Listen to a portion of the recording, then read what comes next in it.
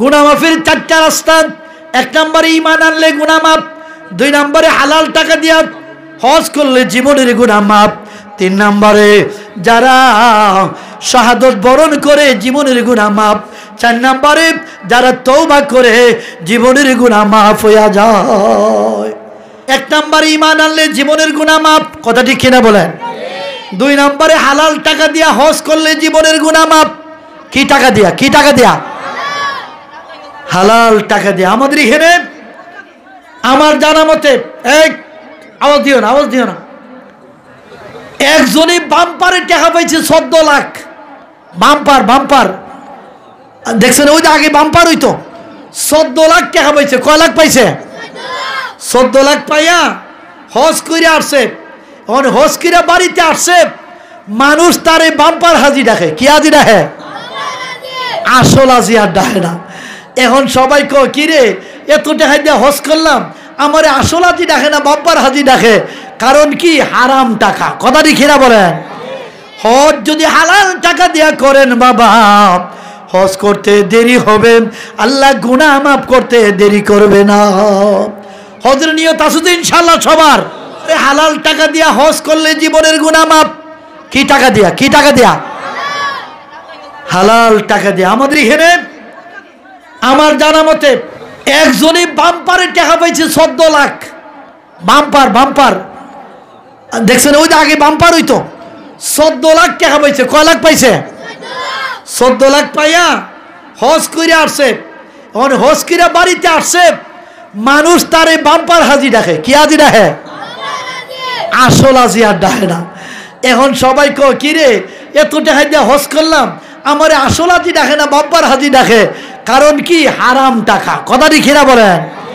হজ যদি হালাল টাকা দিয়া করেন বাবা, হজ করতে দেরি হবে, আল্লাহ গুনাহ মাফ করতে দেরি করবে না।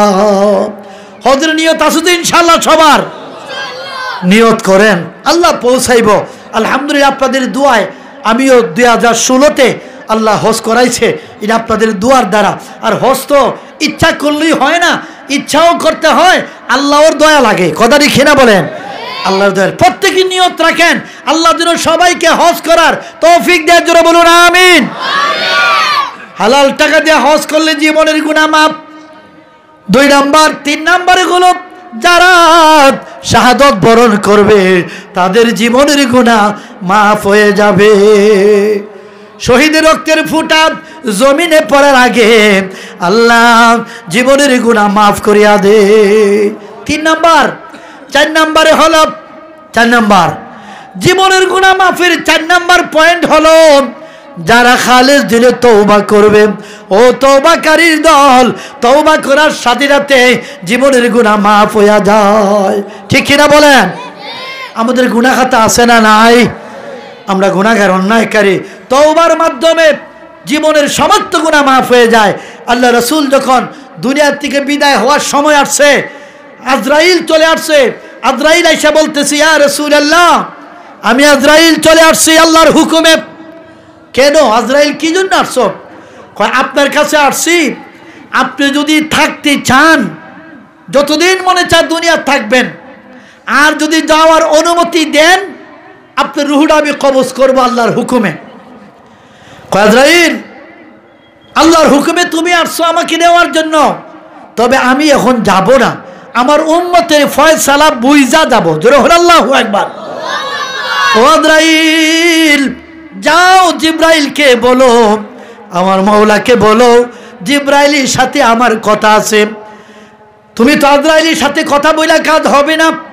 জিব্রাইল ওহী আনে নেয়। কথা ঠিক কিনা বলেন? জিব্রাইল হলো আমার ওহী আনে নেয়।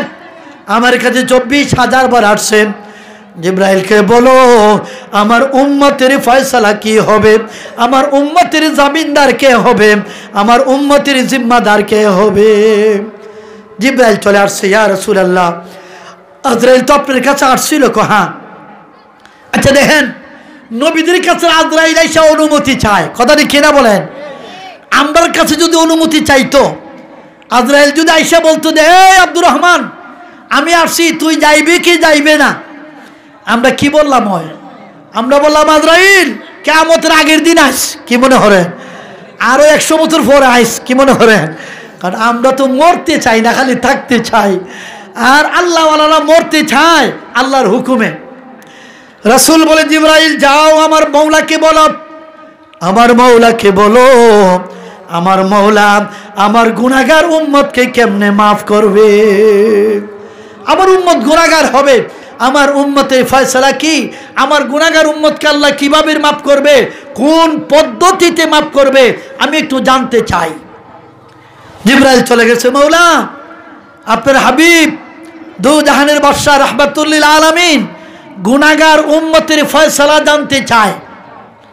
আল্লাহ বলে, যাও জিবরাইল যাও, আমার বন্ধুকে শোনায়া দাও, আমার বন্ধুর কোন উম্মত যদি মৃত্যুর 1 বছর আগে যদি তওবা করে, আমি আল্লাহ আমার বন্ধুর জীবনের গুনাহ, আমার বন্ধুর উম্মতের জীবনের গুনাহ মাফ করে দিব। 1 বছর আগে তওবা করলে মাফ। রাসূলের কাছে আসছে জিবরাইল যে আপনার উম্মত 1 বছর আগে তওবা করলে মাফ হয়ে যাবে। কত 1 বছর পরের গুনাহটা কি হবে? 1 বছর মাফ হইল বুঝলাম, পরে যে 1 বছর যাবে, 1 বছর পরের বছর কি হবে?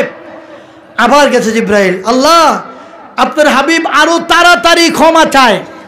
যাও মৃত্যুর 40 দিন আগে তওবা করলে মাফ। সুবহানাল্লাহ।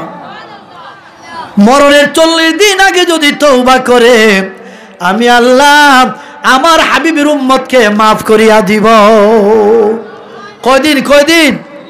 40 দিনের কথা শুই না নবীজি বলে, আল্লাহ ও জিবরাইল যাও, 40 দিনও কম না, 40 দিনও অনেক। 40 দিনের ভিতরে গুনাহ করলে অনেক গুনাহ হয়ে যাইব, আরেকটু কমাইয়া আমার উম্মতকে যেন আরেকটু তাড়াতাড়ি মাফ করে দেয়।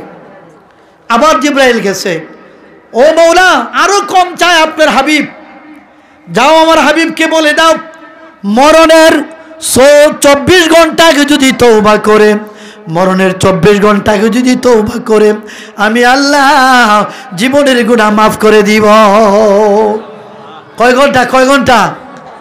হ্যাঁ 24। কেউ তো কিন্তু জানি না আমরা কয় ঘন্টা পরে মরুম। মৃত্যুর 24 ঘন্টা আগে যদি তওবা করে, আমি আল্লাহ আমার হাবিবের উম্মতের গুনাহ মাফ করে দিব। আল্লাহর হাবিব বলে, জিবরাইল আবার যাও, আরেকটু কমায় আনো, আরেকটু কমায় আনো, আমার উম্মত যেন আরো তাড়াতাড়ি যেন মাফ পাওয়া যায়। জিবরাইল চলে গেছে, আল্লাহ আপনার উম্মতে আপনার হাবিবে চায় আরো তাড়াতাড়ি যেন মাফ করতে চায়। কথা হলে আরো তাড়াতাড়ি হ্যাঁ, সাকরাতুল মউত, বেহুশ হওয়ার আগে যদি কোনো আমার গুনাহগার বান্দা তওবা করে, আমি আল্লাহ ওই সময় তারে মাফ করে দিব। জোরে বলুন সুবহানাল্লাহ। বেহুশ হওয়ার আগে, সাকরাতুল মউত শুরু হওয়ার আগে যদি কোনো বান্দা, আমার কোনো বান্দা বান্দি তওবা করে, আমি আল্লাহ জীবনের গুনাহ মাফ করে দিব। সুবহানাল্লাহ। তাহলে তওবা করলে গুনাহ মাফ হয়নি না? হয় না? প্রত্যেক নামাজের পরে তওবা করবেন, আস্তাগফিরুল্লাহ পড়ব আমরা, প্রত্যেক নামাজের পরে তওবা করে দোয়া করব, আস্তাগফিরুল্লাহ ওয়া আতুবু ইলাইহি। ও বান্দার শুনো, জীবনের গুনার বোঝা মাথায় নিয়ে যারা তওবা করবে, তওবার খাতিরে জীবনের গুনাহ মাফ হয়ে যায়। গুনাহ মাফের 4টা রাস্তা। 1 নম্বরে ঈমান আনলে গুনাহ মাফ, 2 নম্বরে হালাল টাকা দিয়া হজ করলে জীবনের গুনাহ মাফ, 3 নম্বরে যারা শাহাদত বরণ করে জীবনের গুনাহ মাফ, 4 নম্বরে যারা তওবা করে জীবনের গুনাহ মাফ হয়ে যায়।